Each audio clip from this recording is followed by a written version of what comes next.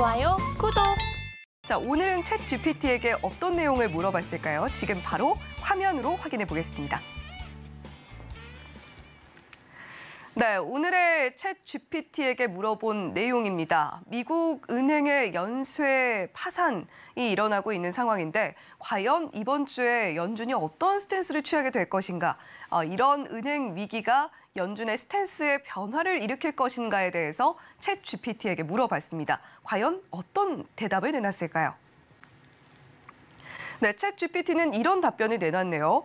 연준의 금리 정책은 경제 상황이라던가 또 인플레이션 상황이라던가 또는 실업률이라던가 여러 요인들을 고려하고 있다. 따라서 단일 은행의 문제가 미치는 영향은 미미할 것이다라는 답변을 내놨습니다.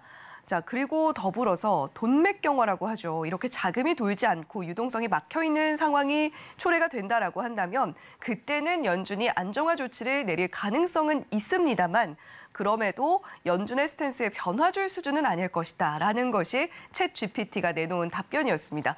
자, 지금 사실 은행 위기가 가볍게 볼 만한 것은 아니잖아요. 그럼에도 불구하고 강관우 앵커님께서는 과연 어떻게 생각하시는지 또 인간 대표로서 또 여쭤보도록 하겠습니다. 네, 사실 이제 전체적으로 중립적인 이제 이야기를 했어요. 네. AI는 이런 얘기를 했는데 제가 볼 때는 조금 제 포인트하고 좀 다르다. 금요일 날은 좀 같았는데 그렇죠. 오늘은 조금 좀 다르네요.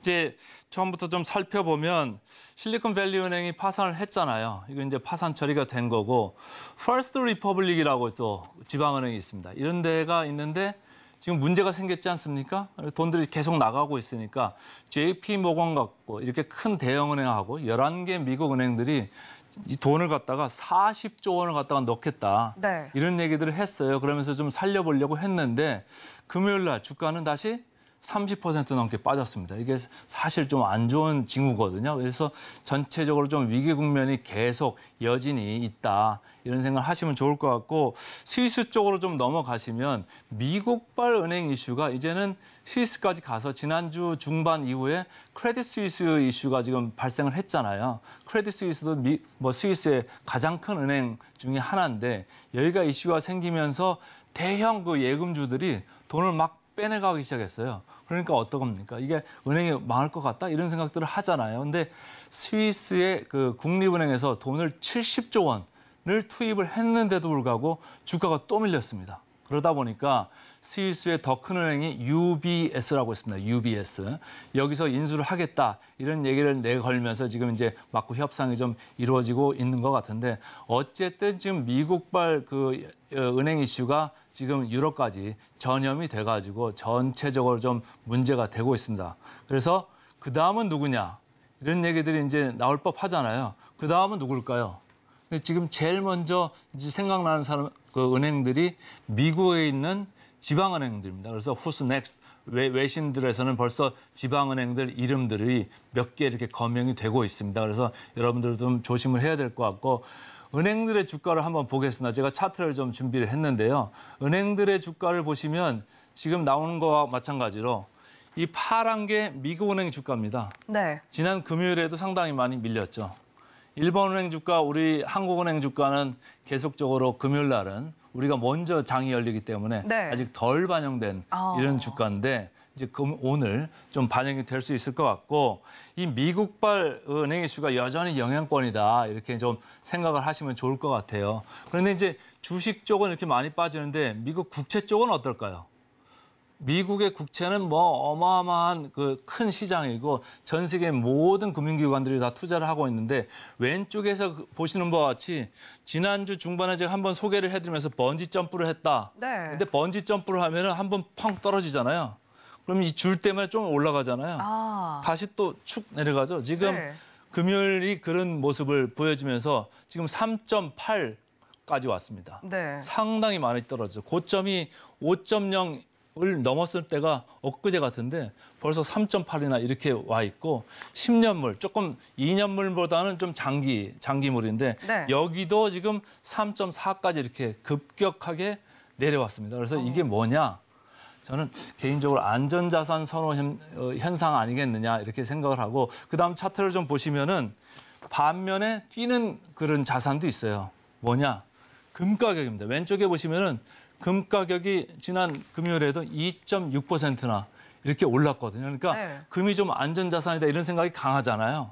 그래서 금 가격이 많이 오른 그런 경향이 있는 것 같고 네. 참고로 제가 비트코인을 하나 넣어놨는데 비트코인도 제가 볼 때 안전자산은 아닌 것 같은데 어쨌든 네. 6%가량 이렇게 뜨는 모습이 돼가지고 자산 간의 지금 선호 현상이 좀 많이 바뀌고 있다. 이런 생각을 하시면 좋을 것 같고 그래서 미국의 그 투자 심리를 제가 투자 시계를 한번 봤어요. 그 차트를 보시면 지금 투자 시계가 왼쪽 끝으로 이렇게 가면서 영어로 써 있는데 extreme fear.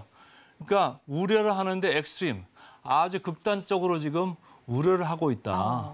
이런 생각들을 지금 많이 보여주고 있다 이런 얘기. 얼마 전까지만 해도 한 달 전까지만 해도 오른쪽으로 좀 와 있었거든요. 이게 네. 그리드, 엑스트림 그리드. 그리드가 탐욕이잖아요. 그러니까 이 주식에 배팅해가지고 내가 뭐 인생을 걸겠다 이런 사람들이 많아졌었다가 다시 시계가 저쪽으로 지금 가가지고 아주 우려를 하는 저런 상황. 공포감이 팽배해. 공포감이 많이 들어와 있다. 네. 이런 생각을 좀 하시면 될 것 같고 그래서 지금 이제 시카고 선물거래소에서 시카고 상품거래소죠. 거기서 이제 페드워치라고 해가지고 계속적으로 이게 25bp를 올릴 거냐, 50bp를 올릴 거냐 이런 걸 이제 보고 있는데 시장에서는 최근까지 0.5%포인트 그러니까 50bp를 올릴 거다 이렇게 생각을 하고 있었는데 최근 1, 2주간 생각이 많이 바뀌었습니다.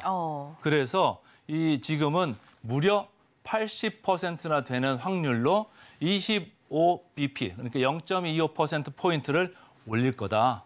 이런 생각을 하면서 지금 지켜봐 보고 있어요. 그러니까 그러면서 주가도 이제 전체적으로 모양을 반영을 하고 있는 모양인데 저희가 뭐 어떻게 될지는 아무래도 이제 미국에서 결정되는 걸 봐야 되는데 미국 시간으로 20일이니까 우리 아침으로 목요일 아침 정도면은 FOMC가 어떤 결정을 했는지 우리가 알 수 있을 것 같으니까 여러분들도 많이 좀 촉각을 곤두세우시면 좋을 것 같고 지금 마지막으로 제가 좀 정리를 하나 하겠습니다.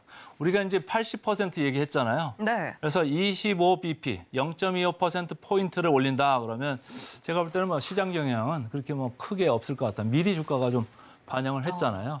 근데 만약에 0.5%포인트, 그러니까 50bp를 올린다고 하면은 시장에는 다소 부정적일 수 있다. 이런 생각을 하는 거고. 왜냐하면은 그렇게 올릴 지금 상황이 아니라고 보는 거거든요. 은행 위기가 있기 때문에 이게 막 올렸다가는 큰일 난다. 이런 생각을 하는 이제 그 반응들이 나올 거고.